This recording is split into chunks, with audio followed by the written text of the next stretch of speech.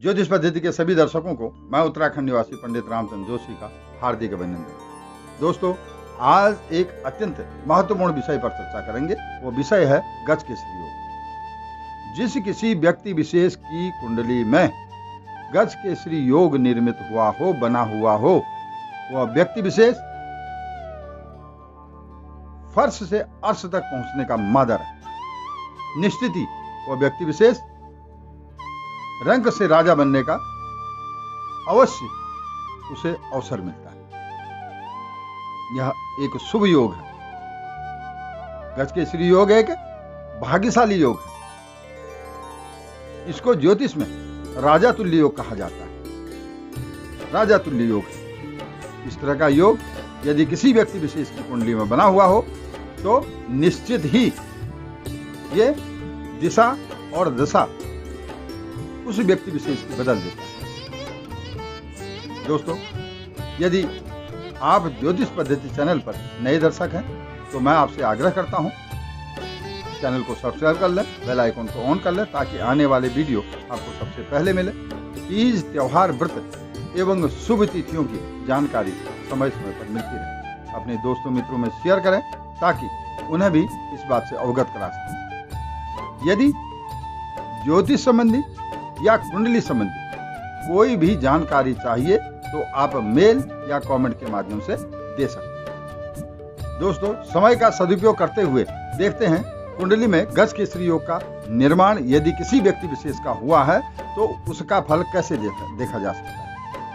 महर्षि पाराशरी ज्योतिषानुसार केंद्र में स्थित यदि देवगुरु बृहस्पति और चंद्रमा का समन्वय बनकर 9, 12 और 4, 9 धनु राशि, 12 मीन राशि और 4 कर्क राशि, इन राशियों में स्थित देवगुरु बृहस्पति और चंद्रमा, इनके समन्वय से जो योग बनता है उसे गज केसरी योग कहा जाता है। उसी को गज केसरी योग कहा जाता है। यह गज केसरी योग अमूमन कई लोग इस प्रकार से देख लेते हैं कि कहीं पर भी अगर केंद्र में या कहीं पर भी अगर बैठे हुए हैं देवगुरु बृहस्पति और चंद्रमा तो गज केसरी योग बन गया। बिल्कुल भी ऐसा नहीं है। गज केसरी योग सिर्फ और सिर्फ जिन राशियों को मैंने अभी बताया, धनु, मीन और कर्क राशि में स्थित देवगुरु बृहस्पति जहां पर स्वग्रही है या उच्च ग्रही है, यही समन्वय चंद्रमा के साथ बनता हो। और यह भी देखना अत्यंत आवश्यक है कि उनकी डिग्री, उनका अंशात्मक प्रभाव कितना, किस अंश के। ग्रहों की स्थिति जानने के लिए, ग्रहों का प्रबलता जानने के लिए, ग्रहों की ताकत जानने के लिए, ग्रहों की स्थिति को साफ करने के लिए, स्पष्ट करने के लिए उनका अंशात्मक ज्ञान होना भी अत्यंत आवश्यक है।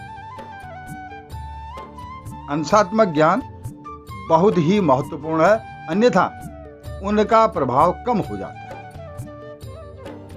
जिस योग को हम उच्च योग कह रहे हैं या स्पष्टीकरण योग कह रहे हैं, वो योग कितना फल देगा उसका अंशात्मक डिग्री भी देखना अत्यंत आवश्यक है। जैसे कि मैंने बताया कि व्यक्ति विशेष जरूर रंक से राजा बनने का मादा रखता है, तो वो कैसे कुंडली में किस माध्यम से उसको देखा जा सकता है, किस नजरिया से देखा जा सकता है और कैसे परखा जाता है। यह एक शक्तिशाली योग है, भाग्यशाली योग है, अत्यंत शुभ योग है। गज केसरी योग को अत्यंत शुभ योग कहा जाता है। व्यक्ति विशेष चाहे फिल्मी दुनिया में हो, नेता नगरी में हो, नौकरशाही में हो या व्यापार, खेल कूद की दुनिया में हो या मनोरंजन की दुनिया में, अवश्य ही शीर्ष पद तक पहुंचता ही है। यह योग एक ऐसा शुभ योग है, व्यक्ति विशेष को शीर्ष पद तक पहुंचा देता है। उसकी मेहनत, उसकी दिशा और दशा एक समन्वय बना लेती है और पहुंचते पहुंचते, देखते देखते वो शीर्ष पद तक अवश्य। इसलिए इस योग को राजा तुल्य योग कहा जाता है। व्यक्ति विशेष शीर्ष पद पर पहुंचकर राजा तुल्य सुख भोगता है। गज के श्री योग कुंडली में केंद्र में स्थित होना। केंद्र का मतलब 1, 4, 7 और 10। जैसे कि आप देख रहे हैं सामने आपके एक कुंडली बनी हुई है। कुंडली में केंद्र भाव, जो लग्न का भाव है उसे केंद्र का भाव में प्रथम कहा जाता है, लग्न कहा जाता है। 1 नंबर की गिनती होती है वहां से।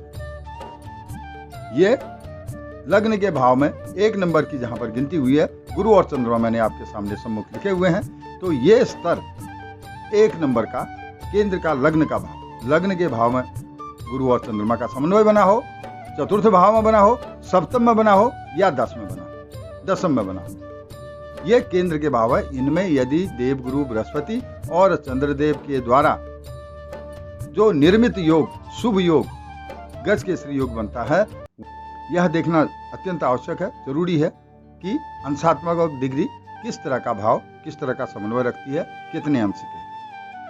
परंतु यह भी स्पष्ट हो जाता है कि गज के श्री योग यदि प्रभावशाली योग है तो व्यक्ति विशेष को अवश्य ही शीर्ष पद तक पहुंचाए। कह सकते हैं रंक से राजा बनने वाला शुभ योग है। केंद्र में जैसे कि मैंने कहा 1, 4, 7 और 10, प्रथम भाव, चतुर्थ भाव, सप्तम और दशम भाव में यदि ये व्यक्ति विशेष का कुंडली में गज के श्री योग बना है और उत्तम प्रभावशाली योग बना हुआ है तो ये अत्यंत शुभ योग, यही गज के श्री योग है। इसके अलावा केंद्र भाव के अलावा यदि कहीं पर इन्हीं ग्रहों में, जैसे कि मैंने कहा 9 बार 4, धनु राशि में, मीन राशि में और कर्क राशि में, यदि किसी और जगह पर देवगुरु बृहस्पति और चंद्रमा द्वारा बना हुआ निर्मित योग है तो उस योग को पूरा प्रभावशाली कह नहीं सकते हैं, उसमें अंतर आ जाता है। परंतु केंद्र भाव में यदि बने हुए हैं तो इसका प्रभाव अत्यंत शुभ और शक्तिशाली प्रभाव। अब इसके अलावा जो देवगुरु बृहस्पति साथ किसी भी भाव में बैठकर, किसी भाव में स्थित होकर जो योग बना रहे हैं, इसके अलावा यदि दृष्टित हैं, जैसे कि दृष्टित के लिए अगर आप हम देखते हैं तो दृष्टित कैसे हैं? दृष्टित देवगुरु बृहस्पति की दृष्टि, दृष्टित मतलब दृष्टि से देवगुरु बृहस्पति प्रथम भाव में बैठे हों, लग्न में बैठे हों और चतुर्थ भाव, जैसे मैंने कहा लग्न, चतुर्थ, सप्तम और दशम, इन 4 भावों को केंद्र का भाव कहा जाता है। तो 4 भाव में से जो केंद्र का भाव है, लग्न में देवगुरु बृहस्पति बैठे हों और सप्तम में चंद्रमा, तो इनकी 7वीं दृष्टि चंद्रमा पर पड़ रही है, यह दृष्टित योग होगा। यदि ये भी प्रभावशाली योग है, देवगुरु बृहस्पति द्वारा दृष्टित है और शक्तिशाली योग के लिए ये अंशात्मक डिग्री शुभ स्थिति में है, तो ये योग भी अत्यंत प्रभावशाली योग बनता है। और इसी तरह से देवगुरु बृहस्पति चाहे चतुर्थ भाव में बैठे हों, चाहे दशम भाव में बैठे हों, चौथे घर में बैठे हों या 10वें घर में बैठे हों, तब भी इनकी दृष्टि, सप्तम दृष्टि, जिसको मैं कई बार कहता हूं देवगुरु बृहस्पति की अमृत दृष्टि, देवगुरु बृहस्पति की अमृत दृष्टि उस भाव पर पड़ रही हो और उस घर में चंद्रमा स्थित हों, और अंशात्मक डिग्री जरूर इस बात पर ध्यान दें, तो भी यह उतना ही प्रभावशाली है जितना साथ में देवगुरु बृहस्पति और चंद्रमा स्थित हो। दृष्टात्मक प्रभाव भी उतना ही शक्तिशाली, उतना ही प्रभावशाली। इससे अलावा, केंद्र से अलावा में उनकी शक्ति उतना सफल योग, उतना सफल शुभ योग नहीं दे पाते।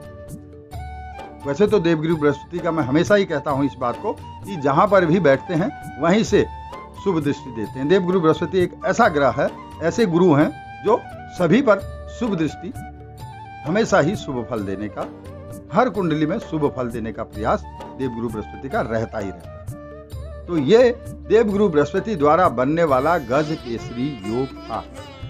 दोस्तों, मैं अपनी वाणी को यहीं विराम देता हूं। मिलते हैं ज्योतिष पद्धति के अगली श्रृंखला में। नमस्कार।